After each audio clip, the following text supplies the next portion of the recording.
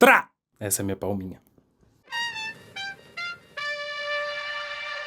Oi, pessoal, sejam bem-vindos ao Cinema e Tal. Esse vai ser um canal que eu vou postar algumas análises aqui de filmes que eu gosto, alguns lançamentos. Tô começando agora, então espero que você goste. E já deixa aí o like, comenta, se inscreve e ativa o sininho para receber notificação.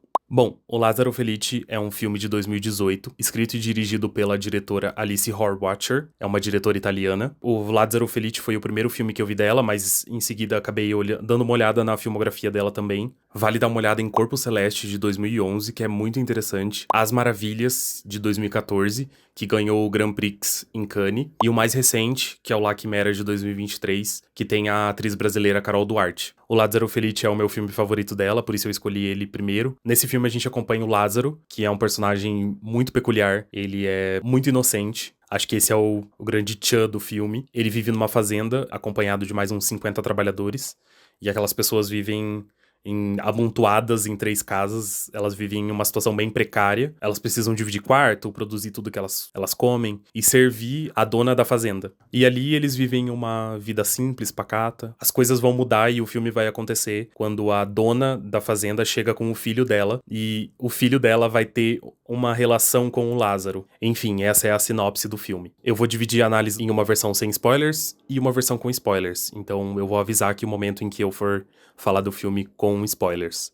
Primeiro de tudo, eu acho que dos filmes que eu já vi dela, esse filme é o mais redondinho no quesito de roteiro, assim. É tudo muito encaixadinho, você percebe no filme que não existe uma ponta solta. Eu acho isso bem interessante, porque realmente é um filme que encaixa muito bem as peças que ele se propõe ali na mesa pra montar. Eu gosto muito também que o filme ele é filmado quase que em modo documental, assim. Tem momentos em que a gente tá vendo algumas cenas e a gente não sabe se aquilo foi ensaiado, se não foi, se foi algo que aconteceu ali além do roteiro. Eu acho isso muito interessante, eu acho que é algo que tá presente no trabalho da Alice de um modo geral, assim. Gosto muito também da sensibilidade dela pra filmar algumas coisas que ela gostaria de que tivesse no filme. O filme, ele trata de temas que são muito pesados, só que ele sempre tem um toque de humor, então você nunca vai estar chorando ou chocado demais, assim, né? Você ainda vai estar achando de certa forma engraçado, mesmo que não seja, né, na vida real. Tem muita comédia, não é comédia, acho que não, a palavra não é comédia, é humor mesmo. E eu acho muito interessante como isso é bem dosado durante o filme também. Tem mais um destaque aqui também, que é o Adriano Tardiolo, que é o que faz o Lázaro, e ele é um ator de primeira viagem, vamos dizer assim, né, tipo, é o primeiro longa dele. Ele é muito bom. O olhar dele é muito propício pro que o Lázaro representa no filme. Só que ele também cria uns trejeitos corporais também que são muito interessantes, que ajudam a construir esse Lázaro que é muito inocente, que ele é subserviente a todo mundo, e eu acho que ajuda a gente a se sentir mais naquela história. Eu penso que o Lázaro Felice é um filme que você vai começar assistindo pensando que é uma coisa, depois ele vai pra um outro lado. Da primeira vez que eu vi, eu lembro que, no começo talvez eu não tava tão interessado, aí vai acontecendo algumas coisas, alguns personagens vão entrando e você vai entendendo um pouco mais, vai abrindo, assim, os horizontes, né, dentro do filme, até que você entende numa virada sobre o que o filme é, sobre o que ele tá falando, e a partir daí eu acho que é o grande ponto, assim. Vale muito a pena assistir esse filme, ainda mais pra quem gosta de realismo mágico. Não vou dar detalhes, mas é um filme que é um pouco desse gênero. Então, se você ainda não assistiu, por favor, pause esse vídeo, vai na Netflix e assiste, e depois volta aqui e veja a minha análise. Bom, eu vou dividir essa análise com spoilers, assim como é dividido o filme também, que o filme é dividido em 2 partes. A primeira parte começa de um jeito bem caloroso, na minha visão. A gente acompanha aquelas pessoas, aqueles trabalhadores da fazenda, todos amontoados ali na casa, e a gente vê que tem alguns homens que estão indo até essa casa pra fazer uma serenata pra uma mulher e pedir ela em casamento. Existe ali uma contextualização que eles estão numa área rural e que eles são pobres. E desde o começo você já percebe que o Lázaro é um personagem serviçal. Ele tá ali pra servir as outras pessoas. As outras pessoas já sabem que ele vai fazer se elas mandarem. Nessa cena, uma hora, tá todo mundo ali na cozinha e entra uma galinha na cozinha. E alguém diz, Lázaro, leva a galinha lá pro galinheiro. O Lázaro vai, leva a galinha pro galinheiro. E assim que ele chega lá, o galinheiro tá aberto e tem um cara lá. E o cara fala pra ele, Lázaro, fica cuidando das galinhas. E daí o Lázaro, tá bom, eu fico. Aí no outro dia, a gente tem mais um choque da vida real que eles levam ali. A gente é apresentado ao personagem Nicola, que é como se fosse um administrador da fazenda. E esse Nicola vai lá pra poder fechar o mês com os trabalhadores. E ele vai listando as coisas que eles produziram pra poder fazer o pagamento. E em seguida, ele lista as coisas que ele emprestou pra eles produzirem. E no final, ele diz que a galera tá devendo pra ele ainda. E daí ali a gente percebe que eles basicamente são escravos daquela fazenda. Tem um personagem ali em algum momento que ele fala, putz, mais um mês que a gente tá devendo. O casal da noite anterior, eles estavam querendo sair da fazenda e o Nicola não deixa eles saírem porque diz que eles precisam da autorização da Marquesa, que é a dona da fazenda. Outra coisa em relação ao espaço físico é que a única ligação dali com o mundo exterior é uma ponte. E a gente vê isso ilustrado numa pintura no teto do quarto da Marquesa. Só que na vida real, essa ponte tá quebrada. E o próprio nome da fazenda já é uma sugestão, né? Inviolata, que é um lugar inviolável. Dá pra falar ainda nesse tópico, e mesmo que não seja o foco do filme, da presença da Igreja Católica nesse contexto. Que basicamente ela é usada pra dominação dessas pessoas, né? Desses trabalhadores / escravos. A própria Marquesa faz questão de impor isso pras crianças ali da propriedade, mas daí quando se trata do filho dela, ela não faz muita questão, ou até mesmo da filha do Nicola, né, a Teresa. Inclusive, a gente vai ver mais tarde que a Marquesa ela é bem consciente dessa exploração que ela faz. Ela tem uma conversa com o Tancredi, em que ele pergunta pra ela se ela não tem medo de ser descoberta, né, dos trabalhadores descobrirem que ela explora eles, e a resposta dela é bem direta, assim. Ela diz que vê as pessoas como animais, que exploram uns aos outros, e ela ainda fala que não liberta aquelas pessoas, porque basicamente libertar essas pessoas seria deixar elas conscientes do sofrimento que elas passam. E daí ela finaliza dizendo pra ele, eles sofrem, mas eles não sabem. Aquela opinião bem alinhada com os princípios cristãos. Bom, e o Lázaro? Eu falei pouco dele até aqui, mas é porque eu queria dar esse contexto inicial, porque eu acho que ele é importante pra depois eu falar um pouco da segunda parte do filme. Mas o Lázaro até aqui, a gente basicamente vê que ele, como eu disse, ele é muito subserviente a todo mundo ali da fazenda. Até as crianças zoam ele. Eu vi uma entrevista com a diretora, ela fala de uma pessoa muito inocente a ponto de não conseguir distinguir entre o bem e o mal. Porque pra ela, no caso pra ele, pro Lázaro, tudo é potencialmente bom. Se a pessoa tem alguma intenção com ele, sempre vai ser boa, nunca vai ser ruim. O Lázaro é uma caricatura de uma pessoa inocente. É bem caricato mesmo, assim. Além de, claro, ser uma pessoa super explorada por todo mundo, inclusive por pessoas que gostam dele. Bom, a gente é apresentado essa situação das pessoas ali na fazenda e também essa relação delas com o Lázaro, até que a Marquesa chega com um filho, que é o Tancredi. E daí, a partir daqui, as coisas mudam, a história movimenta um pouco. Sobre o filho da Marquesa, a gente vê que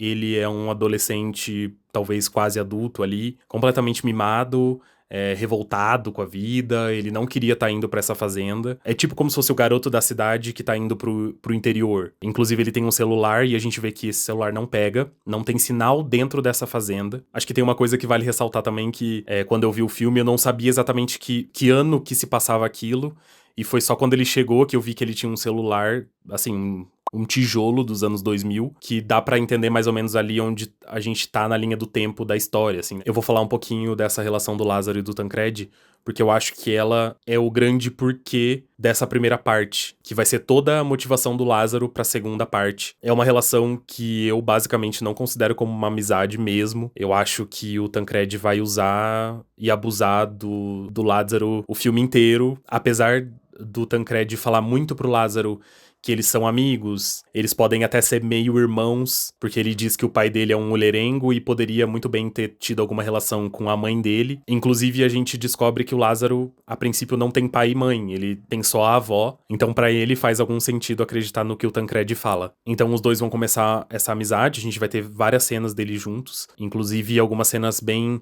importantes pra segunda parte, como a cena em que ele dá pro Lázaro um estilingue que nem tava funcionando pra ele, ele dá pro Lázaro e o Lázaro fica super feliz de ter recebido aquele estilingue. Ele fala que é uma arma e pro Lázaro usar quando for necessário, né? E o Lázaro guarda esse estilingue como se fosse a coisa mais importante da vida dele. Inclusive, o Lázaro abre um pouco da intimidade dele, do universo particular dele, que é aquele lugar lá na montanha, onde ele tem as coisinhas dele, onde inclusive ele faz o café, e daí a gente tem essa relação entre o Lázaro e o Tancredi crescendo de alguma forma, mesmo que de uma forma ruim. Aqui eu tô colocando como ruim, mas a gente sabe que é ruim essa relação, mas o Lázaro não sabe. E toda essa situação do sequestro do Tancredi, que ele mesmo armou, é o começo do final da primeira parte. Mas isso, por si só, não é suficiente pra história continuar. Nessa altura do filme, a gente precisa de uma intervenção externa, que no caso seria a chegada da polícia, pra gente poder fazer o link com a segunda parte. E daí, em algum momento, a gente toma conhecimento de que uma torre de sinal, uma torre telefônica é construída, ou pelo menos começa a entrar em operação no entorno da fazenda, e o roteiro escolhe a Teresa pra dar esse empurrão na história. Porque tirando o Lázaro, que sabe que o Tancredi tá bem, a única que se importa com ele é a Teresa, já que a mãe dele não faz nada porque ela sabe que ele provavelmente só tá fazendo um showzinho, e ela também tem medo de envolver a polícia ali na questão da fazenda, porque tem medo de ser presa. E aqui, pra mim, o filme, ele é imbatível, assim, eu gosto muito dessa virada que o filme dá. E eu sinto que todas as situações que fizeram a gente chegar até aqui, é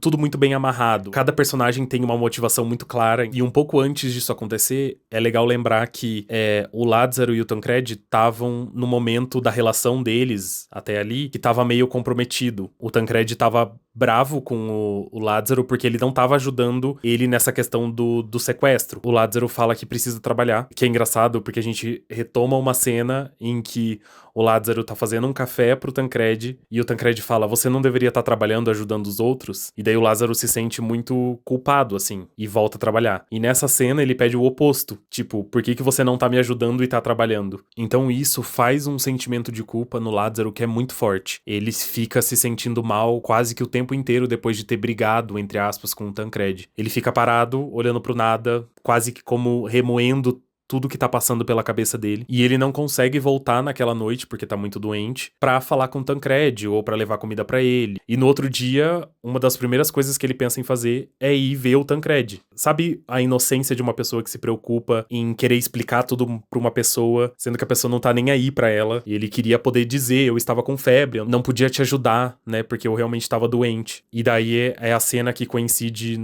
do momento em que a Teresa liga pra polícia. O Lázaro vê o helicóptero se aproximando e acaba por desequilibrar e cair de um dos penhascos ali daquele lugar. E daí a gente vai pra resolução ali da polícia.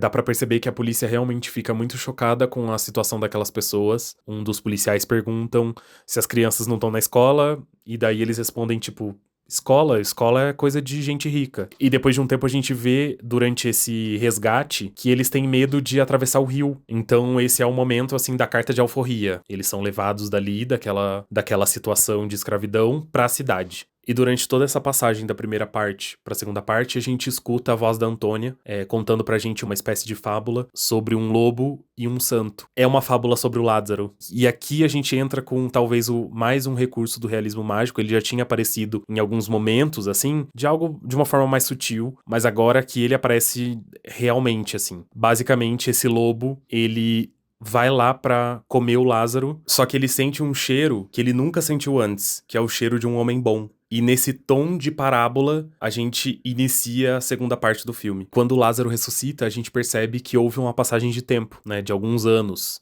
E essa passagem de tempo também explica o porquê a gente tá assistindo esse filme. Porque a gente vai precisar comparar um pouco esses dois tempos para que a diretora consiga explicar um pouquinho do porquê desse filme. Eu não gosto muito de falar do porquê do filme, porque eu acho que um filme não deve necessariamente trazer uma moral da história, mas eu acho que ele pode suscitar algumas discussões interessantes, que eu acho que é o caso daqui. Você vai ter elementos que estavam na primeira parte que vão estar na segunda parte quase que a todo tempo, assim. Eu acho muito interessante também o fato de que o Lázaro não envelheceu um ano, e quando as pessoas veem ele, elas ficam chocadas, mas existe uma certa normalidade ali. E daí vem todos esses questionamentos. A gente trocou a escravidão por deixar esses trabalhadores talvez marginalizados. Eles não têm educação, não deram educação pra eles. O único que sabe ler ali é o Pipo, que agora ele é adolescente, né? Talvez já quase ali adulto. Se troca uma casa precária, onde eles viviam todos abarrotados ali dentro, por uma estrutura de ferro na beira do trilho do trem. Há uma troca do passado que eles dividiam ali toda a comida e tudo mais, né? Tinham essa dificuldade pra comer. E no futuro, eles também têm dificuldade de comer, só que talvez eles comam um pouco pior, eles comem industrializados. Eles trocam ali aquele trabalho indigno, em que eles eram escravizados, pra no futuro eles precisarem enganar as pessoas, roubar, pra poder ter um mínimo de sustento. Eu acho que o filme ele traz essa questão de como o Estado ele se preocupa com as pessoas escravizadas, mas e depois? Essas pessoas elas vão ser inseridas na sociedade? De que jeito, de que modo? Elas precisam de educação? Nesse caso em específico, aquelas pessoas eram pessoas que viveram ali quase que a vida toda naquela fazenda, e chegar nesse mundo novo, onde já existe uma sociedade completamente formada, essas pessoas vão ter emprego, elas vão ter qualificação necessária pra isso. Indiretamente o filme traz esse questionamento. Aquela polícia ou aquelas pessoas do Estado, eles estão salvando essas pessoas. No futuro, será que não vão ser as mesmas que vão prender essas pessoas? Tem uma cena bem interessante, que é logo quando o Lázaro ele ressuscita e consegue sair da fazenda, que ali a gente já entende pra onde o filme tá indo. Que é quando ele encontra o Nicola, que era o administrador da fazenda, só que mais velho, né, porque passou o tempo. Ele basicamente tá ali fazendo um leilão de quem vai receber menos pelo trabalho. Alguém oferece 5 euros, ele fala, não, é muito caro. Alguém oferece 3,5, não, é muito caro. Até que alguém oferece 1,5, é isso.